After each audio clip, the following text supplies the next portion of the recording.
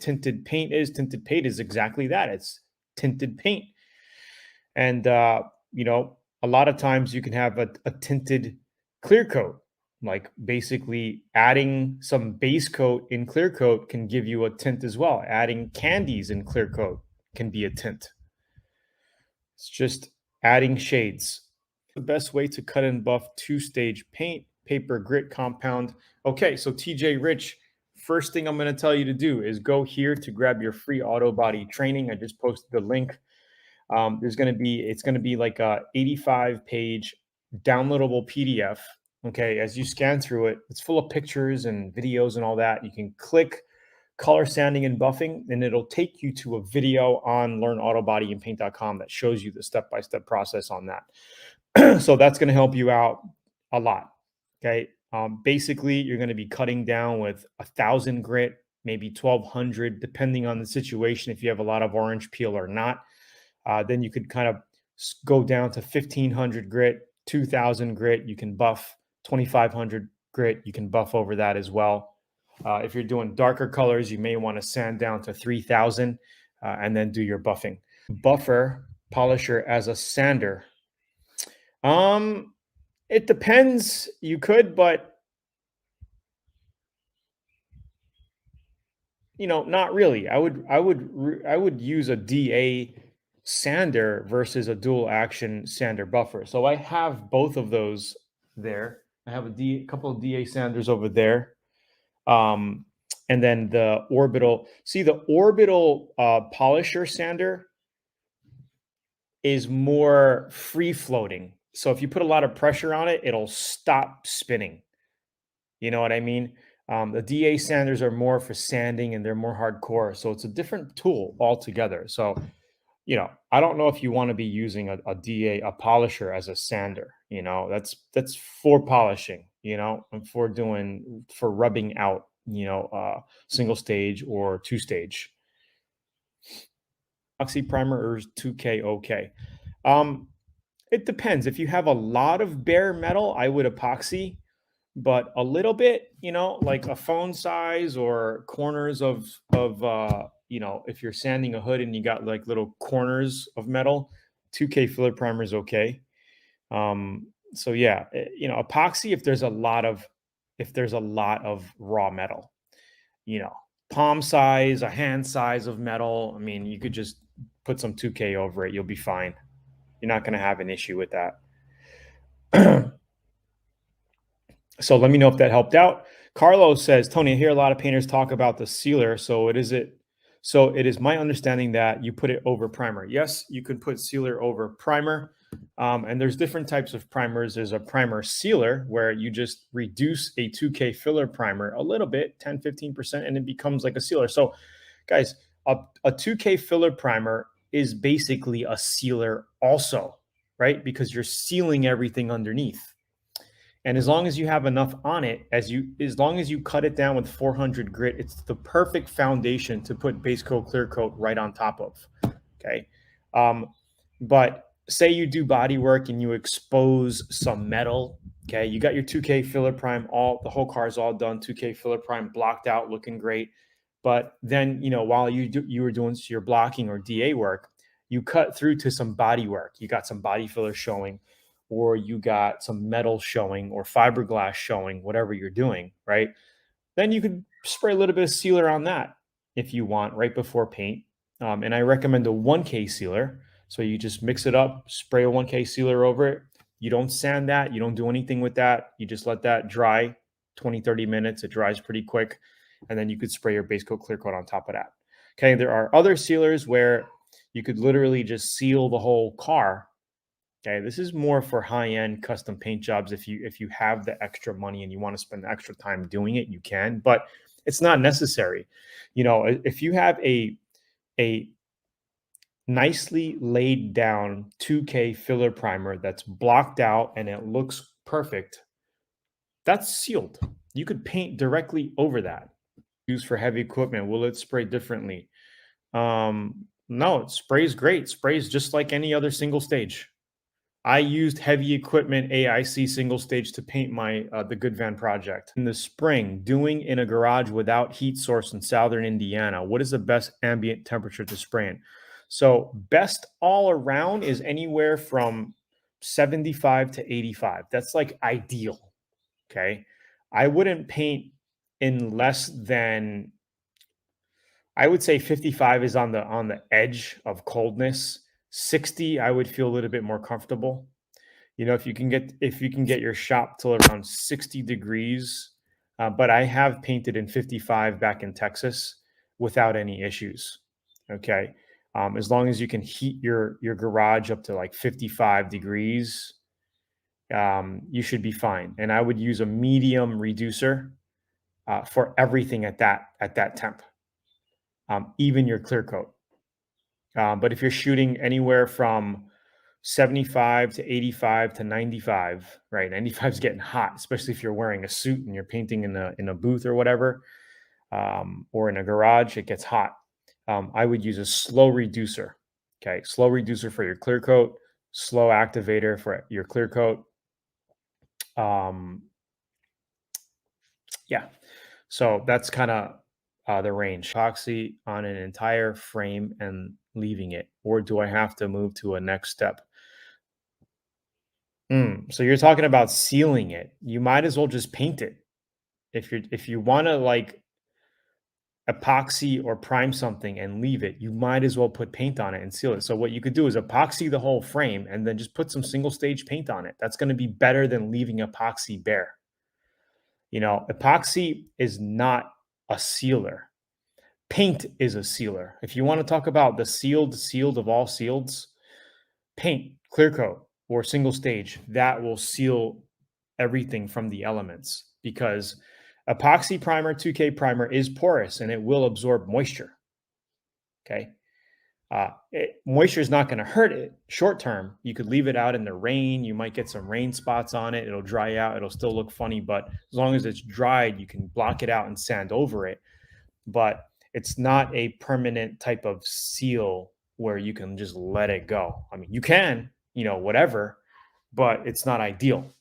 So if you're going to be epoxying or 2K priming the entire frame and leaving it, I would just go the next step and just paint it. Use a single stage, something cheap, something easy. You can put 2 coats on it. You'll be done. It's quicker than base coat, clear coat, and it's sealed. You know, you don't have to worry about the weather getting to it. Can you spray clear coat over sanded clear coat? I sanded existing clear coat with 400. Yes, you can. And it depends on your situation. If the paint and clear looks okay, then you could do it. I would sand down to 800. 400 is a little rough to clear over. I would take it down. If you have enough room left, I would sand it down to 800 and then clear it. Kind of like a flow coat. Okay. You could try 400. I don't think I've tried 400. I went over 600, but 800 is the ideal to get a nice flow out without seeing any scratches.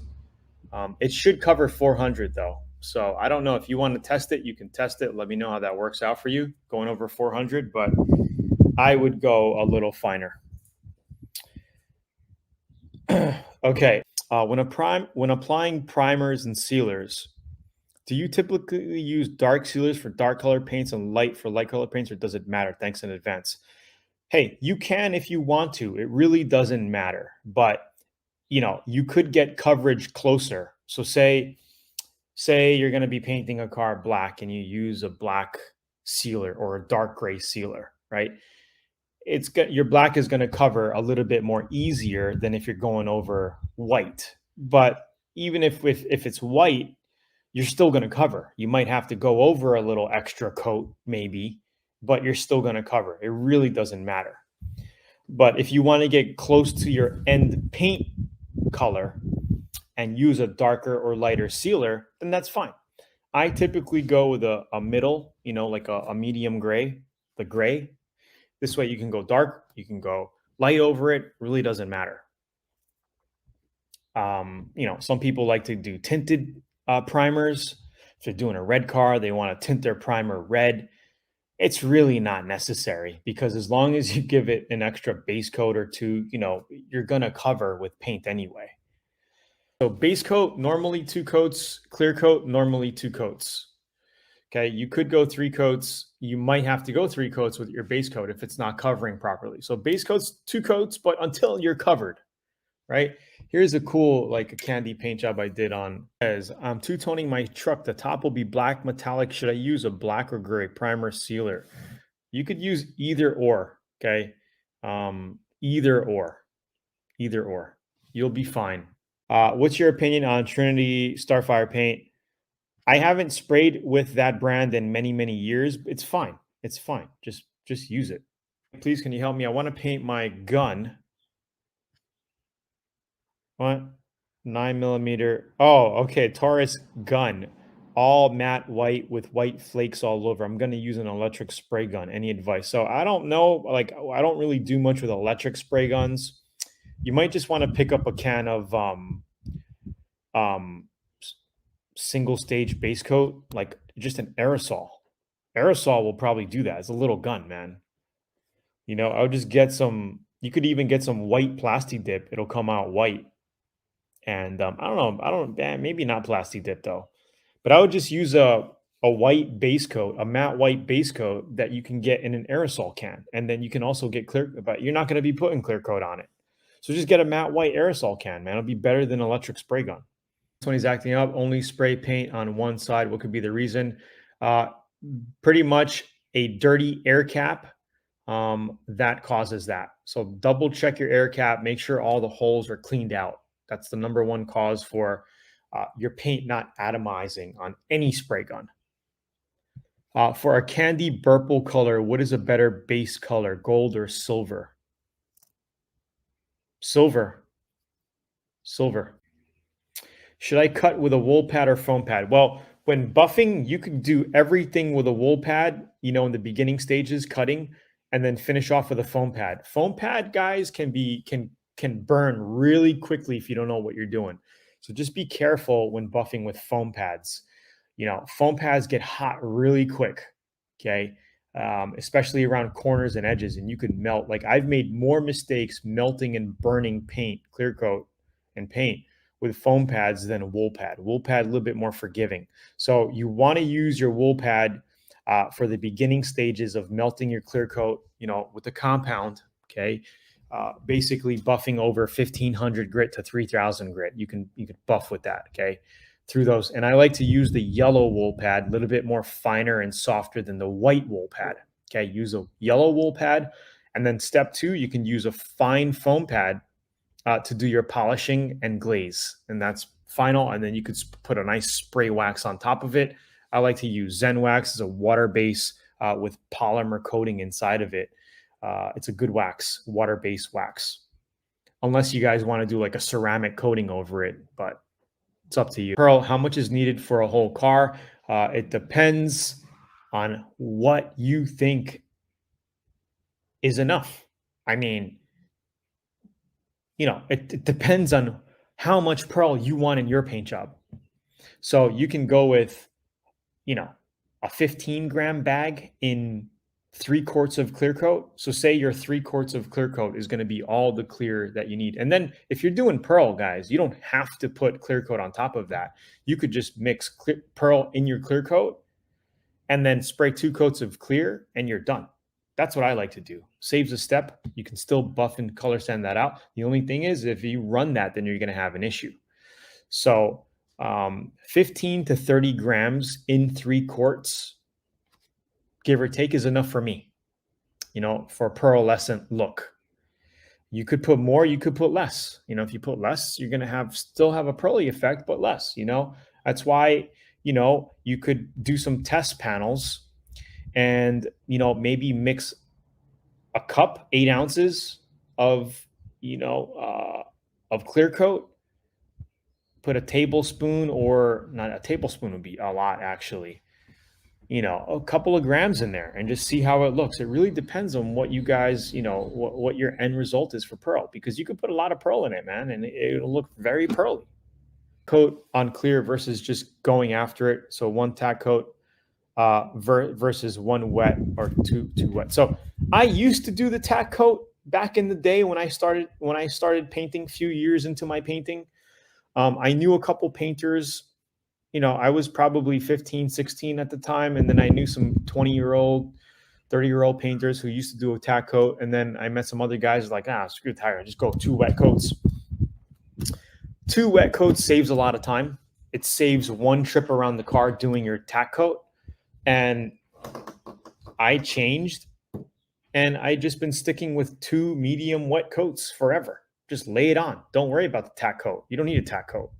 The only time I think you need a tack coat is if you feel you might have a chemical reaction and you want to check it. So doing a tack coat to check for a chemical reaction, say you were shooting a panel prior and you had a chemical reaction on the panel and you had to resand it, redo it, right? And you're ready to paint it again. It's cleaned, it's wiped off, it's wax and grease removed, or you use glass cleaner, you tacked it, it's ready to go again.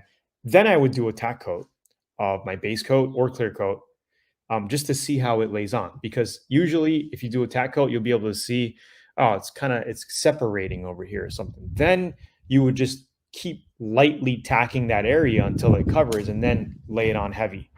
That's the only time I would really do a tack coat, but I'm not really, unless you're doing blending, you know, blending kind of different. You're going to be doing some tack coats during the blending phase. Hey, a lot of clears are good. Right now I like the Acme finish product. It's a good, cheap clear coat, $100 a gallon. It doesn't have a yellow tinge to it. House of Color has a good premium clear coat that I like. PPG Deltron series has nice clear coats that I like. DuPont makes nice clear coats. Sherwin-Williams makes nice clear coats. I mean, they're all pretty good, you know. Just be careful if you're going to be using the super cheap ones, because some of those tend to have like a yellow tint to it. That's all I'm saying. Well, you could go with any color you want, realistically, because black is dark. It's going to cover anything. So, like I said, I like to use gray. If you want to use gray, you can use gray. If you want to use white, use white. If you want to use black, use black. But the closer you are to your end color is going to be a little bit better for you, right? Less coverage. So I really wouldn't use white. Wagon with single stage. I'm not happy with it, so I'm going to respray it with 2-stage Trinity Starfire to keep the same color. That's fine. And you can spray your base coat right on top of that single stage. So your single stage is a good foundation to accept new paint. So you could just get that flat, sand it down with 400 grit, get it all, you know, all the orange peel, paint texture taken out. Then you could basically put your base coat, clear coat right on top of that. You don't have to prime it. 720 that I use. Okay, so I've never used the other 2 that you're talking about. This one is very clear, and it's about $100. And I haven't experienced any dieback, meaning after you spray it, some clear coats, you wait a couple days, it dries up and it looks duller than when you first laid it.